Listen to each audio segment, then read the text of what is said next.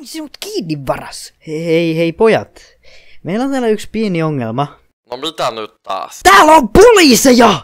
Nyt vittuu täältä! Pelastautukaa ken voi! Varmaan mietit, että mitä ihmettä täällä oikein tapahtuu. No aloitetaanpa ihan alusta. Mä oon Mikko Korhonen ja mä muistan vielä, kuinka isäni kertoi suvussa perintönä kulkevasta kirjasta nimeltä Korhosten käsikirja. Mä kattelin sitä joka päivä, mutta mä en tajunnut sitä yhtään mitään, koska mä en osannut lukea. Yhtenä kauniina kesäpäivänä kauhea ryhmä mun isän juoppokavereita hyökkäsi meidän kimppuun. No isä kuoli ja käsikirja varastettiin. Se oli vissiin kovin tärkeä, kun mun isä puolusti sitä enemmän kuin mua. Se jättiin 6 osaan, sillä kannet annettiin meidän naapureille. Pian löysinkin itseni orpokodista, missä tutustuin ystäviini Timoon, joka on meistä se fiksuin, ja Raunoon, auton omistajaan. Meillä oli monia suunniteltuja keikkoja, jotka jäi tekemättä. Päätimme kuitenkin aloittaa suurimmasta tehtävästä, hommata se käsikirja takaisin. Ensimmäinen kohteemme oli rikas lastenlaulaja Herra Hattunen. Hän kyllästyi rikkaaseen elämään ja lähti yksin vitunnisolla laivalla merirosvoilemaan. Siellä se pelotteli muuta kiljumalla ja irvistelemällä. Hommattuani 2000 avainta pääsin kohtaamaan hänet. Hei, mitä sä teet? Lopeta! Mä oon vaan nyt kyllästynyt elämään. Eli sä haluat kuolla? Hei, en minä sitä tarkoittanut. Lönsi siis turhia sivuja käsikirjaa, niissä kerrottiin vain jostain piru huppuheikistä, joka aina vaan teki shushia. Hattuselle kävi huonommin. Hän se tuli taas julkis ja pääsi lehteen. Tosin otsikolla kuuma poliisi panee sammakkoa selliin. Eikä sammakko pelotellut ketään enää koskaan. Seuraava kohteemme oli Pulladokki, käsillään kävelevä liikunnan opettaja. Pienenä hän istui maassa, kun joku potkaisi hiekkaa hänen tikkarilleen. Surullisena tikkarin kohtalosta Pulladokki osti jäätelön ja meni elokuviin. Siellä hän katsoi Karate Kid-nimisen elokuvan ja sai idean tulla käsillä kävelijäksi. Kasvuhormonien ansiosta hän kasvoi viikossa aikuiseksi ja hakkasi 3 koiraa. Loppujen lopuksi hän sekosi ja alkoi ampumaan kiljumisen saattelemana. Hän omistaa kaupungin nimeltä Mäsä City. Löydettyäni taas avaimia pääsin Pulladokin juttusille. Mitä? Ootko se mun uusi oppilas? Häh? Sulla on tikku. Ootko se tikkumestari? Hei, mä oon ton tikku nähnyt aikaisemminkin. Varmaan silloin, kun mun isä puolusti Korhosten käsikirjaa. Tää? Sekö oot Korhonen? Kuule, mä haluun auttaa. Ai, haluat sä liittyä mun koplaan? Tää? En, sä oot roipelo. Tarvit harjoitusta. No ei se käy. Tää? Kuole!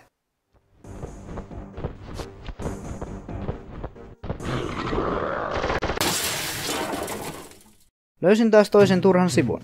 Siinä kerrottiin jostain pyssymiekkosesta, joka kehitti liukuvoiteen. En minä sillä tiedolla mitään tehnyt, sillä liukuvoidetta löytyi jo omasta takaa. Pulladoki pääsi lehteen otsikolla Opettaja saa kuumaa kyytiä poliisilta. Kolmas kohteemme oli Rouva Rupi. Häntä pelattiin lapsena, koska hänen leikkinsä olivat ihan kuolleita. Niinpä hän rupesi hirkukseen medioksi ja alkoi huijaamaan rahaa viattomilta. Tää tyyppi asui suolla, joka oli vitun perseestä. Pääsin suoraan krokotiilin puheelle. Hei! Tuulitko sinä voittamaan minut? Joo. Sinä olet siis se Mikko. Olen kuullut sinusta paljon. Löit kuulemma sitä rikasta lasten laulajaa. Miksi sä puhut noin pitkästi? Toi on sairaan ärsyttävää. Minä en ymmärrä, mistä sinä oikein puhut. Taidat olla hieman sekaisin. Mä oon ihan kunnossa. Saatuani uuden sivun käsikirjan tajusin sen olevan kirjoitettu hieroglyfeillä. Enhän mä siitä mitään tajunnut, joten tääkin oli aivan turha sivu. Lehdessä oli hauska otsikko. Mamma saa hoidon latinotyhyltä. Suuntasimme tiemme kohti Kiinaa. Siellä meitä oli vastassa ilotuliteharrastelija Panda Kunkku. Hän oli pienestä pitäen rakastanut ilotulitteita ja päätti sitten rakentaa ihan oman versionsa. Se oli pelkkää ruutia täynnä. Hän oli kutsunut puolet Kiinan väestöstä katsomaan esitystä. Se oli niin hyvä, että hänet häädettiin toiselle puolelle Kiinaa. Siitä hän suuttui ja tuhosi kokonaisen kylän. Hän on myös tulen taitaja, joka tarkoittaa, että hän on vaikein vastustajeni. Näin, että kannat keppiä. Olet varas, niin kuin minä. Ahaa, no ei sulla kuitenkaan keppiä ole, joten puhut paskaa. Minä en sentään kävele ilman housuja. Mitä? Eikö mulla ole housuja? No jaa, ei se mua haitannut. Minun kodissa ei alasti kävellä. Tiesit siis tulentaitajan heikkouden. Vesi.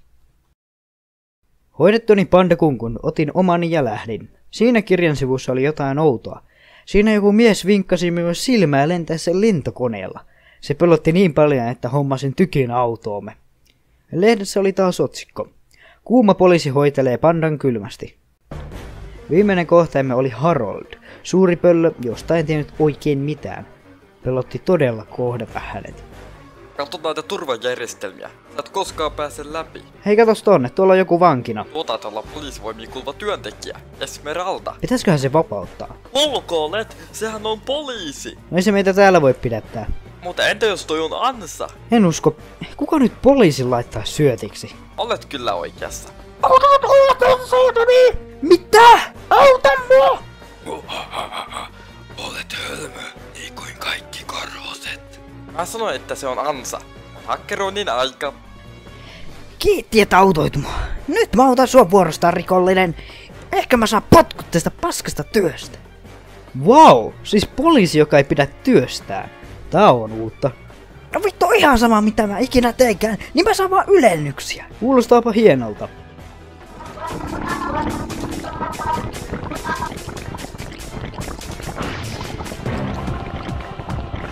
Hei, mä tarvin ton kepin. En mä muuten voi taistella.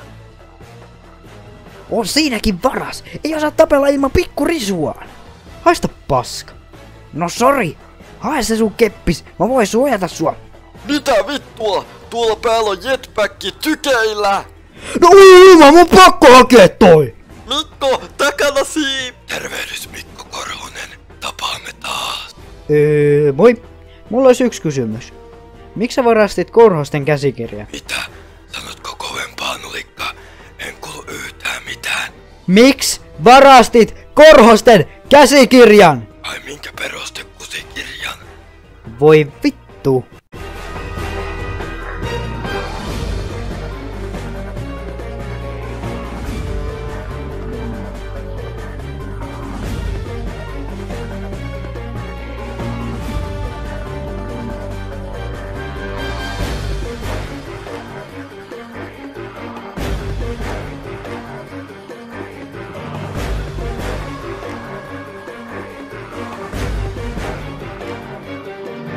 Minulla on kaikki tiedot kirjasta minun muistikortillani.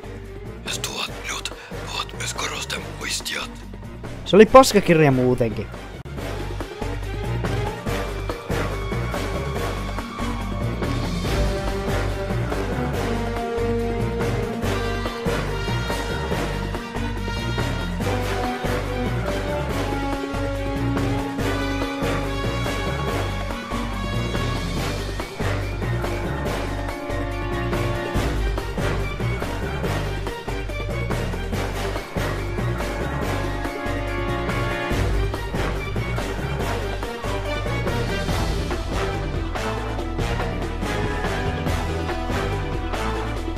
Sinä tulee pääsemään holviin.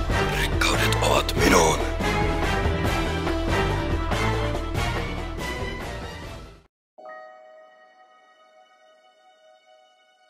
Olimme siis tehneet sen. Löimme Hattusen, Pulladokin, Ruven, Pandakunkun ja Haroldin. Korhosten käsikirja oli mulla. Ja täytyy sanoa, tää oli turha reissu, sillä tällä kirjalla ei tee yhtään mitään. Yksi sivu siitä vielä puuttuu, mutta ei se kuitenkaan mikään tärkeä oo. Kaveritkin oli innoissaan. Rauno. Hänestä oli matkan aikana tullut rohkeampi. Ja Timo, ilman hänen apuaan emme olisi selvinneet ekasta tehtävästä. Tuntui siltä, että olisi aika lopettaa varastelu ja ruveta kunnon kansalaisiksi. Siihen vaaditaan tietenkin antautuminen, mutta ihme kyllä Esmeralda päästi mut helpolla. Ja antoi vielä lukita hänet kaiteeseen.